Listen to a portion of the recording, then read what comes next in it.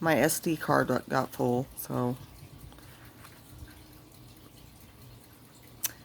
I'm going to start that paragraph over again.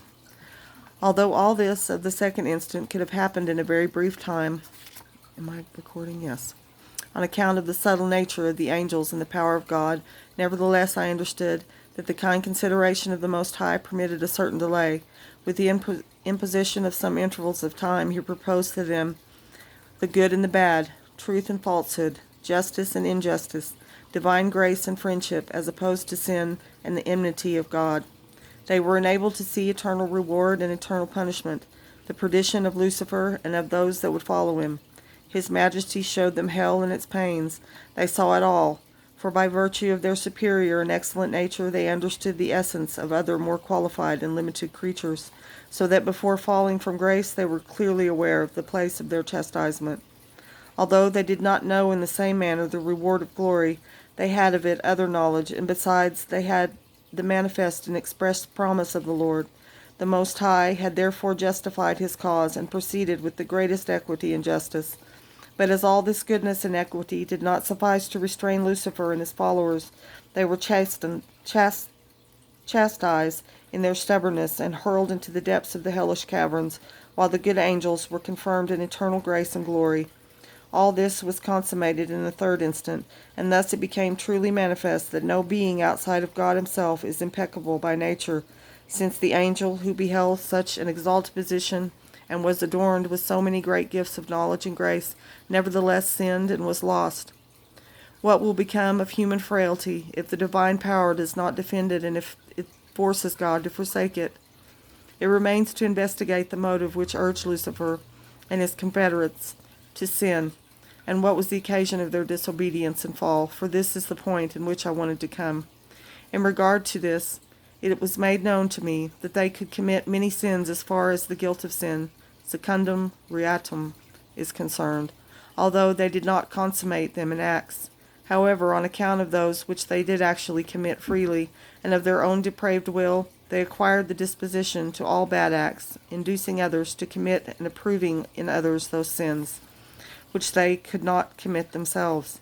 Following the bad inclinations which from that time on filled Lucifer, he fell into a most disorderly self-love, which arose from the consciousness of being endowed with greater gifts and greater beauty of nature and grace than the other inferior angels. He tarried with inordinate pleasure in this consciousness, and thus self-satisfied he became lax and remiss in the gratitude which was due to God as the sole cause of all that he had received. Turning again and again in admiration toward himself, he took pleasure in his own beauty and grace, attributing them to himself and loving them as his own. This disorderly self-love not only caused him to exalt himself on account of the superior virtues which he had received, but also induced him to harbor envy and covetousness for other gifts and for excellences not his own. Then, because he could not attain them, he conceived a mortal hatred and indignation against God, who created him out of nothingness, and against all his creatures. Hence arose his disobedience, presumption, injustice, infidelity, blasphemy, and perhaps also a certain kind of idolatry, for he coveted for himself the adoration and reverence due to God. He blasphemed the divine magnificence and holiness. He failed in the trust and loyalty due to him.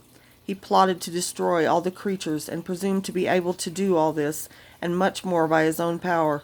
Thus his pride ascends continually, Psalm 73:23, and perseveres, though his arrogance is greater than his strength, for in this he cannot increase, Isaiah 16:6, and in sin one abyss calls the other, Psalms 14:8. The first angel who sinned was Lucifer, as is described by the 14th chapter of Isaiah. He induced others to follow him, and therefore he is called the prince of the demons, not on account of his natural gifts, but these would not secure to him that title. For these would not secure to him that title, but on account of his guilt. Those that sinned were not all of one order or hierarchy, but among all hierarchies there were many who sinned. It is proper that I also explain what was made known to me concerning the kind of honor and excellence which Lucifer aspired to and envied. As in the works of God there is measure, number, and weight, Wisdom 11:21, his providence decided to show to the angels, immediately after their creation and before they could incline to diverse ends, the purpose for which he had created them with such an exalted and perfect nature. Of all this I obtained the following information. At first they received a more explicit intelligence of the being of God, one in substance, triune in person, and they were commanded to adore and reverence him as their Creator and highest Lord, infinite in his essence and attributes. All subjected themselves to this command and obeyed it, but with a certain difference. The good angels obeyed through love and on account of the justice of it, offering their love and goodwill, freely admitting and believing what was above their intelligence and obeying with joy. Lucifer, on the other hand, submitted himself because the opposite seemed to him impossible. He did not do it with perfect charity, for he, as it were, was divided in his will between himself and the infallible truth of the Lord. In consequence, it happened that the precept appeared to him in a measure difficult and violent, and his fulfilling of it was wanting in love and in the desire to do justice. Thus he exposed himself beforehand to the danger of not persevering, although grace did not leave him on account of his remissness and slowness in the accomplishment of these first acts.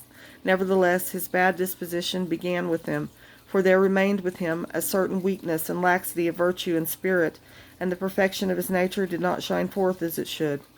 It appears to me that the effect of this remissness in Lucifer is similar to that which is caused in the soul by a deliberate venial sin. I do not say that he sinned mortally, nor even venially at the time, since he fulfilled the precept of God, but this fulfillment was remiss and imperfect, springing more from a sense of overwhelming compulsion than from a loving willingness to obey. Thus he put himself in danger of falling.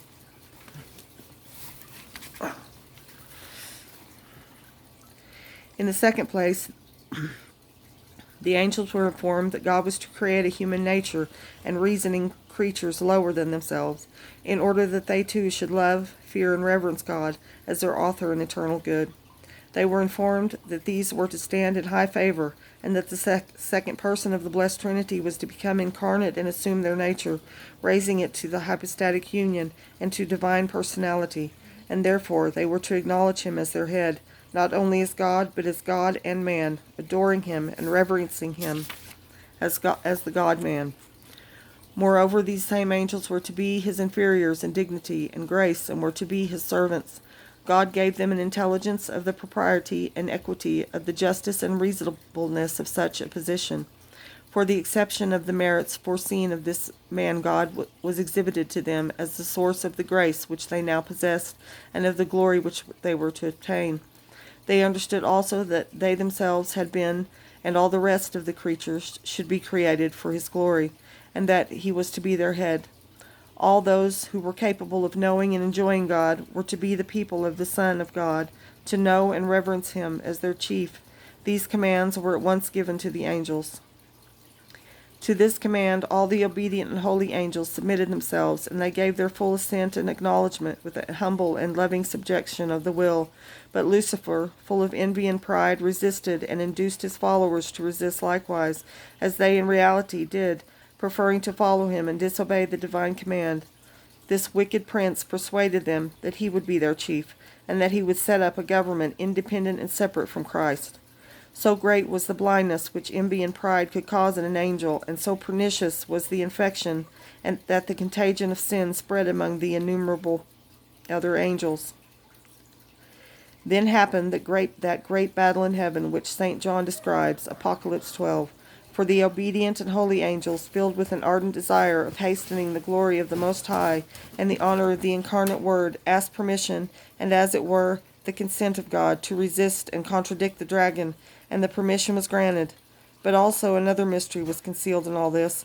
When it was revealed to the angels that they would have to obey the incarnate Word, a third precept was given them, namely, that they were to admit as a superior conjointly with him a woman, in whose womb the only begotten of the Father was to assume flesh, and that this woman was to be the queen and mistress of all the creatures. The good angels, by obeying this command of the Lord, with still increasing and more alert humility, freely subjected themselves, praising the power and the mysteries of the Most High. Lucifer, however, and his confederates rose to a higher pitch of pride and boastful insolence. In disorderly fury, he aspired to be himself the head of all the human race and of the angelic orders, and if there was to be a hypostatic union, he demanded that it be consummated in him. The decree constituting him inferior to the mother of the incarnate Word, our mistress, he opposed with horrible blasphemies, turning against the author of these great wonders in unbridled indignation, and calling upon the other angels, he exhorted them, saying, "Unjust are these commands, and injury is done to my greatness. This human nature which thou, Lord, lookest upon with so much love, and which thou favorest so highly, I will persecute and destroy. To this end I will direct all my power and all my aspirations, and this woman, mother of the Word, I will hurl from the position in which thou hast proposed to place her, and at my hands the plan which thou settest up shall come to naught." This proud boast so aroused the indignation of the Lord. Excuse me. I set that timer so I'll have good blocks of time from reading. So I will continue this tomorrow. Peace and love.